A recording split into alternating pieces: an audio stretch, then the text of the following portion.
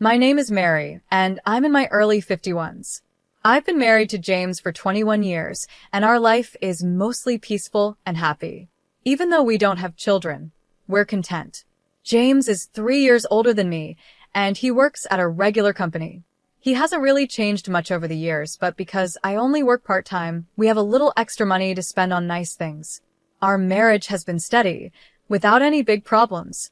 But then, something small happened that shook up our calm life. It all started when I learned that my father had passed away and I inherited his apartment. After James and I got married, my father moved into a new, modern 3-bedroom apartment. Meanwhile, James and I lived in my childhood home, a 5-bedroom house full of memories.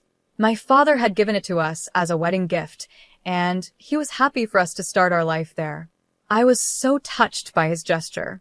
When my father passed away, I inherited his apartment. I loved that place, so I decided to rent it out right away. But one day, during a conversation with James's family, an unexpected suggestion came up. Someone said, "Rachel and her kids are living in a small place.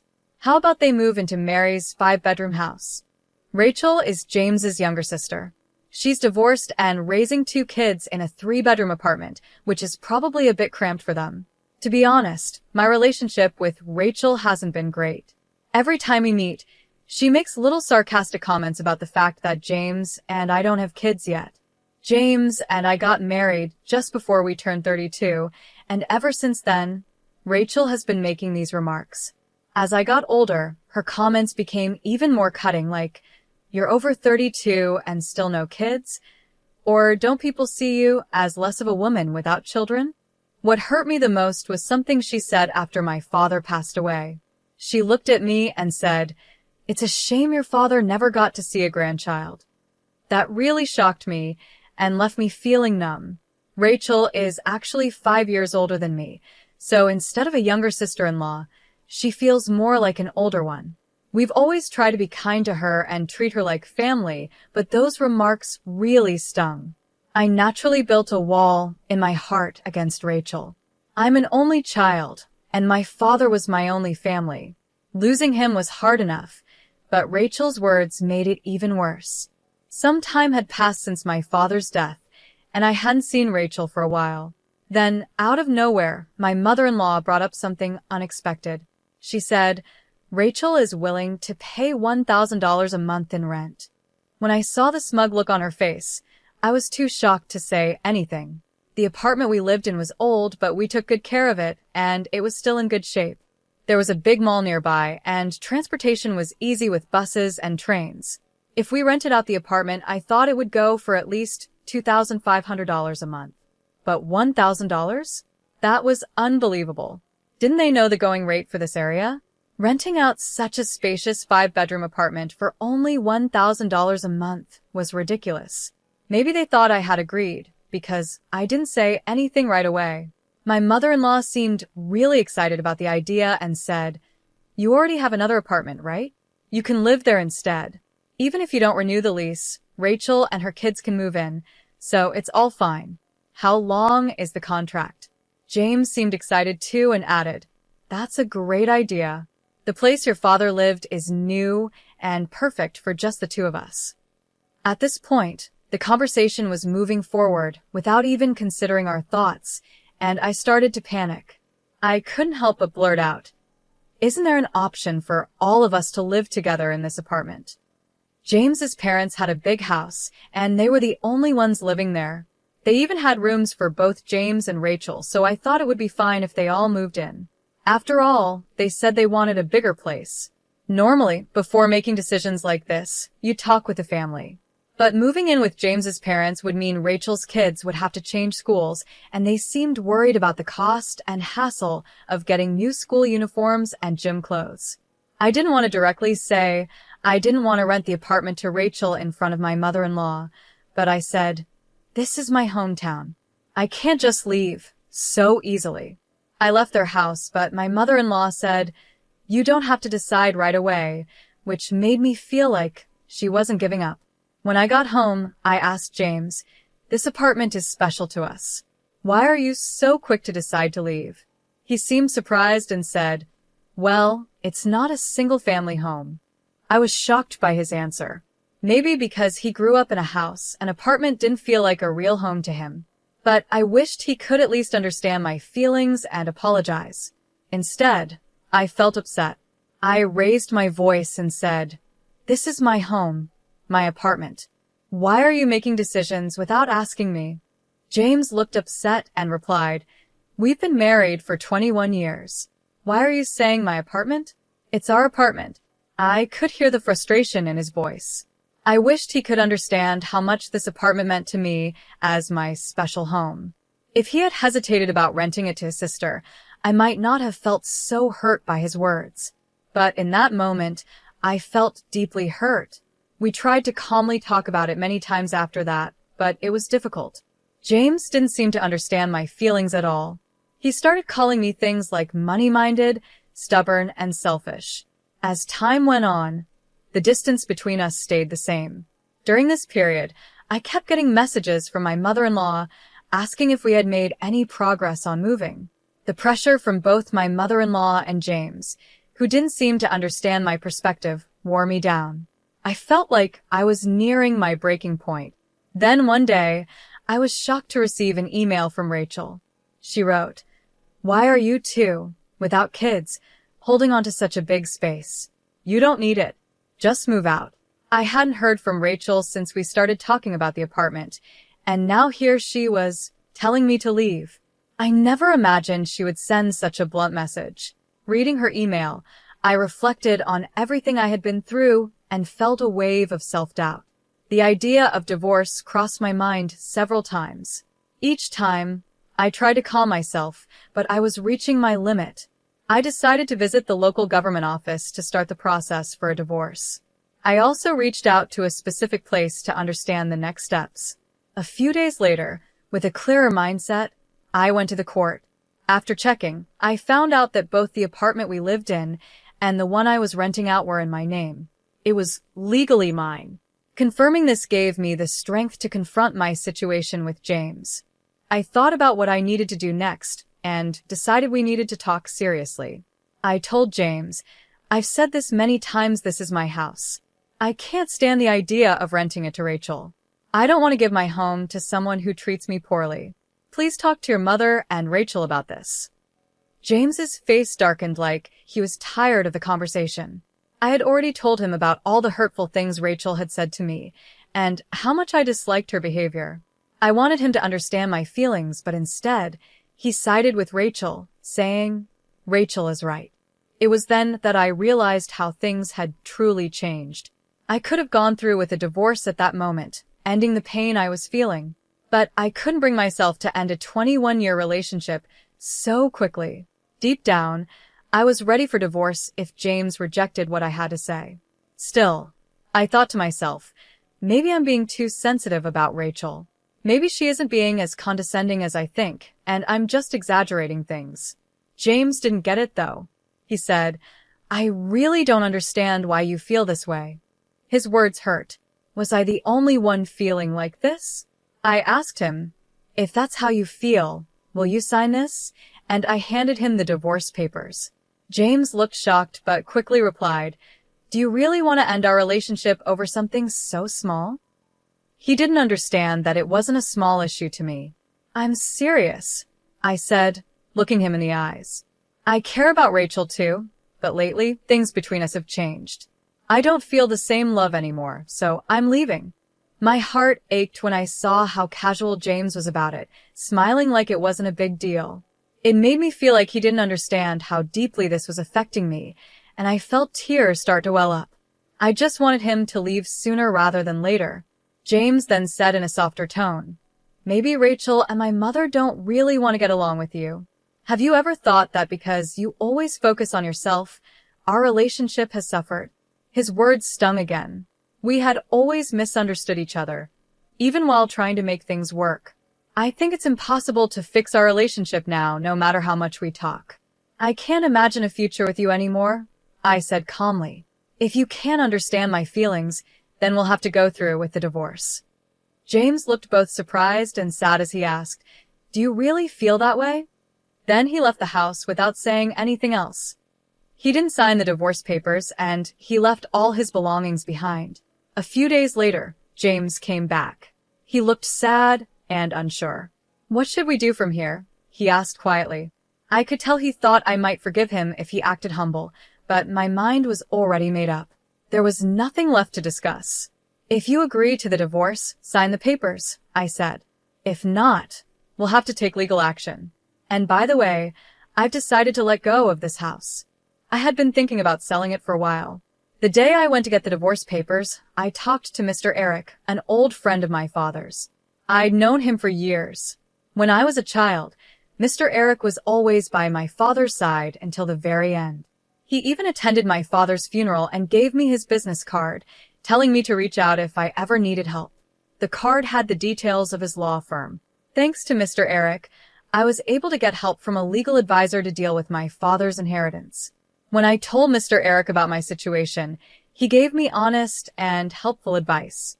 He explained the importance of checking property ownership, dealing with divorce complications, and other tips that helped protect me. After James left the house for a while, I decided to sell the apartment. I quickly contacted real estate agents to start the process. I also informed Mr. Eric about my rocky relationship with James and how he refused to sign the divorce papers. Asked for his help in handling the divorce. When James found out I was selling the apartment, he was shocked and angry. "You always said this was our family home. Are you really going to sell such an important place? After all the concern you had about Rachel, you're being selfish," he said. But his words didn't affect me anymore. I looked him straight in the eyes and asked, "Do you have anything else to say?" James seemed surprised but quickly began arguing. "Why would you make such a big decision on your own? The apartment may be in your name, but after a divorce, there should be a division of property. This place belongs to both of us, right?" James was clearly emotional and desperate, but I calmly smiled and responded, "Actually, this apartment has been in my name since before we got married. I checked with my lawyer, and anything owned before marriage isn't part of the property division." Selling the apartment was difficult, but I didn't want to hold on to painful memories in this home. With the advice from Mr. Eric about property laws, I decided selling was the best choice. When James realized the truth, his attitude changed quickly. "I'm sorry," he said. "This place means a lot to you, but it hasn't been sold yet, right? Please reconsider. Let's give it another try. I'll talk to Rachel and Mom. Just stop the divorce and the sale of the apartment." As I listened to him plead, I found myself wondering why I had stayed with him for 21 long years. I was shocked that I had chosen someone like him. "Don't try to act nice now. When we were together, you never stood by my side. The idea of starting over with you is impossible, so please leave. We both need to move on." He wasn't easily convinced, and this created a big gap between us. But after going through all the necessary steps, I was finally able to end our relationship. It felt like the start of a new chapter in my life. At first, being alone seemed scary, but I realized it wasn't as bad as I thought. Now I live in a new 3-bedroom apartment, living life the way I want. My mother is with me, and even though he's gone, I'm fine. Everything is okay. My husband once coldly said, "You're not needed here." That shocked me. I had been sending $3,100 every month to his parents, but it didn't matter to him. Then, to make things worse, my mother-in-law added, "A wife who can't do proper housework isn't needed," with a cold smile, almost as if she was happy to see me go. Realizing there was no point in trying to please these people anymore, I decided to leave. With a calm smile, I replied, "If that's what you think, then I'll go." My husband looked shocked. "My name is Lauren, and I'm a 35-year-old office worker. I met my husband Michael through a blind date set up by a friend. He was friendly and outgoing, and we hit it off quickly. We got married, and now we've been together for 3 years. We don't have any children yet. Before we got married, Michael lived with his mother. When we got married, he suggested building a new house on his family's property. He said, 'I'm worried about my mom living alone. I want to be with her, but I also want us to have our own life together. I think this is the best idea.' I asked, 'But won't we have to get a mortgage for the house?' Michael reassured me, The house will be paid for with the inheritance my father left me. We won't need a mortgage, and the land is free. The house will be in my name, and we can just support my mom with monthly payments. What do you think? Does that sound okay? I wondered, aren't you worried about your mom's finances? Michael replied, we'll be helping her, and she has income from her part-time job and her pension, so everything will be fine. It seemed like a good plan, and Michael even said, when you work late, my mom can help with the housework. It will make things easier for you. We would live in separate houses, but on the same property. I was excited about starting our new life together and building our dream home. Having help with housework during busy times seemed perfect. But later, I realized how naive I had been. In the beginning, our marriage was wonderful. We were both busy with work, but the house was easy to maintain, and everything seemed fine. My mother-in-law had her part-time job and didn't visit us too often. We shared the living expenses, and things felt balanced. One day, though, Michael brought up a new idea. He said, I'll take care of all the household expenses, so can you transfer the regular payment to Mom every month? I want you to handle that. I was surprised and asked, how much will it be? He said, maybe about $2,200 a month. But when I did the math, I realized $2,200 was less than what we had been sending. So, without telling Michael, I decided to continue sending $2,800 a month to his mom. That amount took a big chunk out of my paycheck, but with other expenses like utilities, groceries, and medical bills, Michael was still covering most of the costs. His salary went into our joint account, and from there I made the payments and added the rest to our savings. This arrangement worked for about a year. However, when my mother-in-law quit her part-time job and started visiting more often, things began to change. One day, she said, I'm getting older, so I decided to quit my job and take it easy. Michael responded, that's okay, Mom. You don't need to worry anymore. We're here for you. Thank you, Michael. You've always been so kind, she said. At first, it was nice to see them getting along.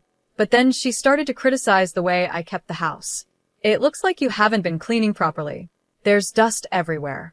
This is unacceptable. I apologized. I'm really sorry.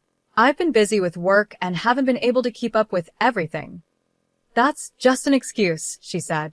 You're living in Michael's house, so the least you can do is take care of the basic chores. And I've heard you take shortcuts with cooking, too. Is that true? I sometimes make simple meals when I come home late from work, but I still do my best, I explained. Then she said something that really hurt. Maybe it was a mistake choosing you as Michael's wife. After all these years, the fact that you still don't have children is also a problem. Her words stung, and I realized that things had taken a serious turn for the worse. I felt like not having children wasn't entirely my fault, but arguing about it would only cause more problems. Originally, my mother-in-law had promised to help with household chores when things got tough, especially since we were living on the same property. However, it seemed both Michael and my mother-in-law had forgotten that promise. Now, whenever she was around, she constantly criticized me, so I decided to just ignore her comments. Amid all this, a bigger issue arose. Our joint account balance was getting low because Michael's salary hadn't been deposited for 5 months. I confronted him, asking, why hasn't your salary been deposited? What he said next shocked me. He had quit his job and was looking for a new one. I thought he had been going to work every day, but he had actually been job hunting. Why did you quit without telling me? This is serious, I said. I'm sorry, I feel bad about it, Michael replied.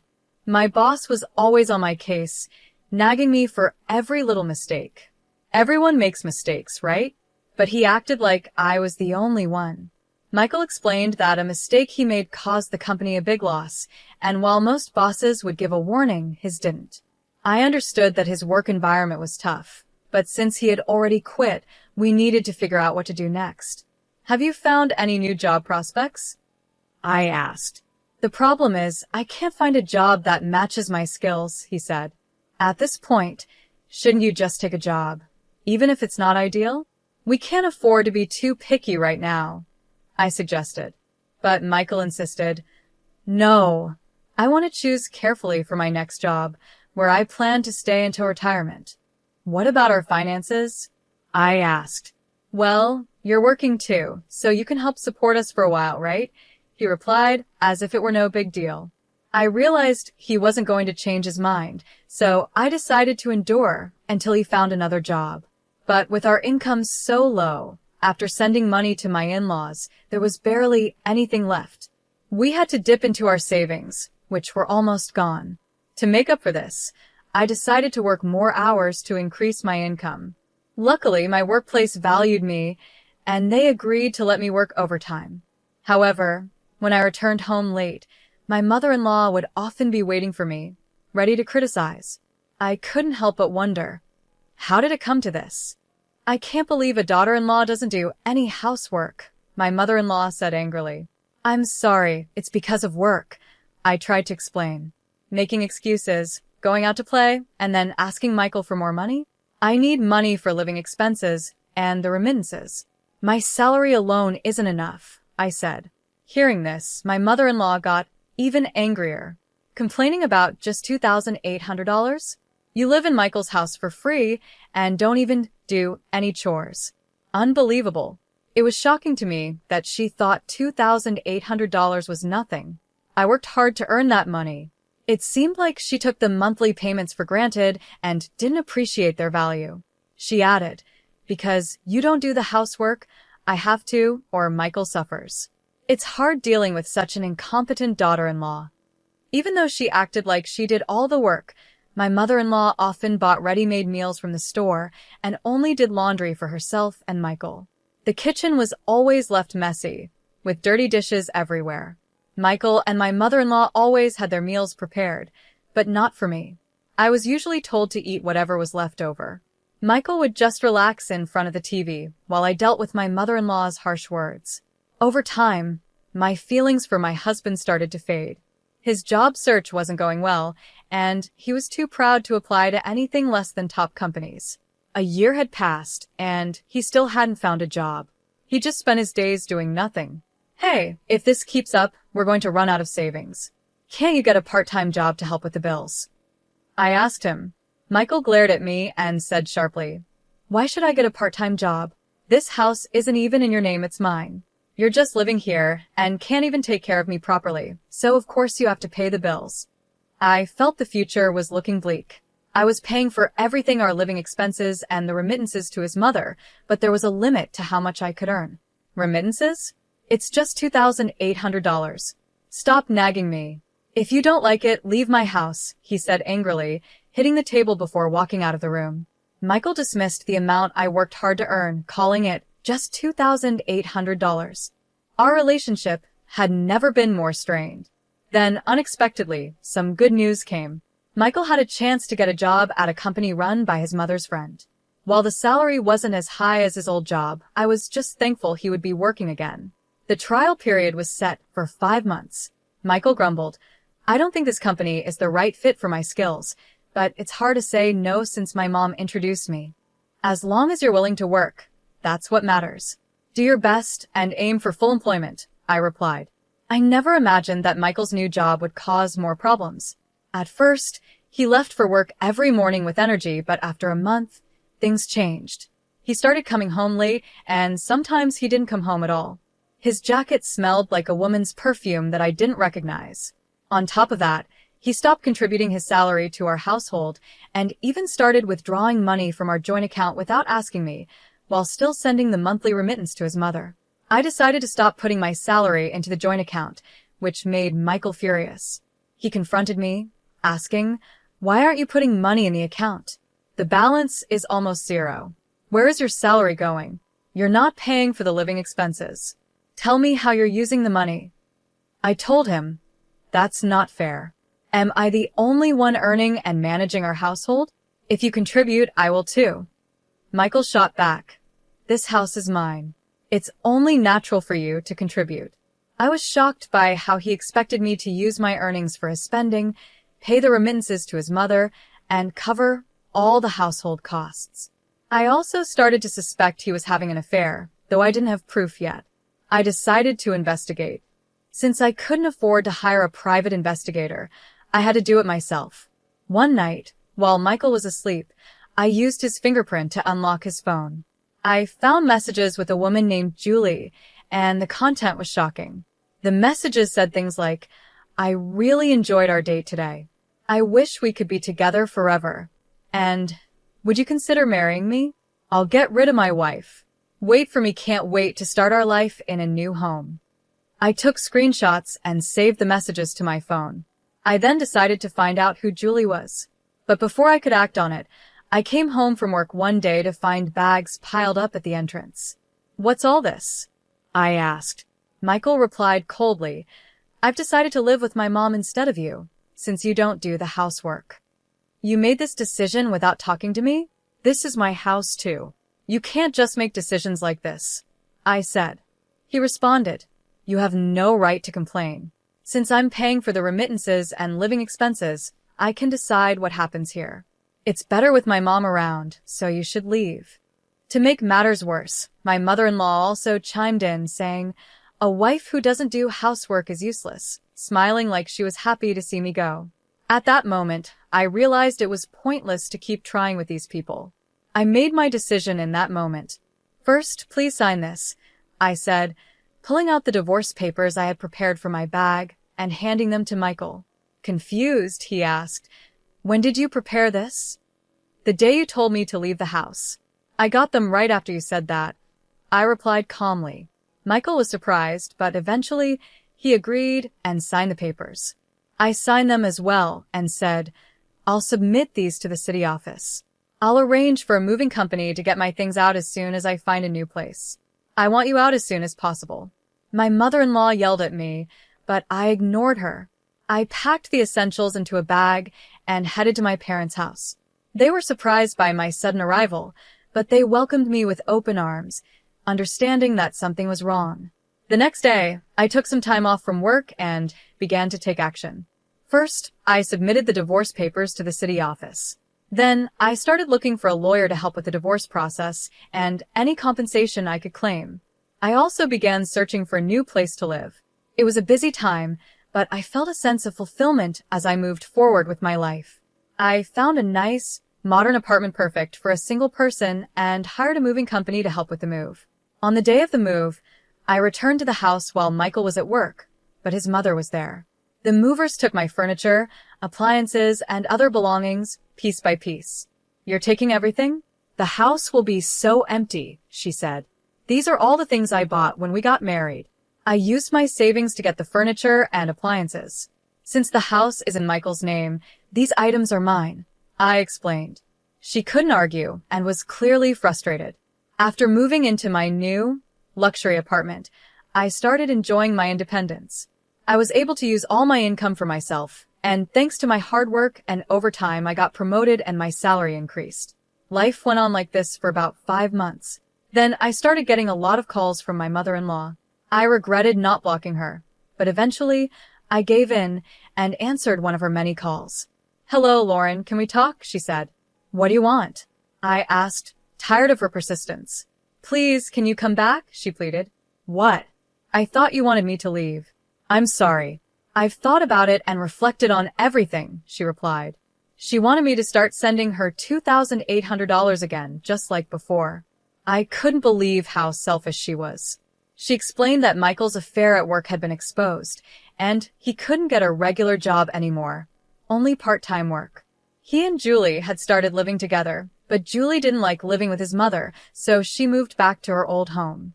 Without the money I used to send, she was struggling to survive on her pension. "I have nothing to do with you anymore.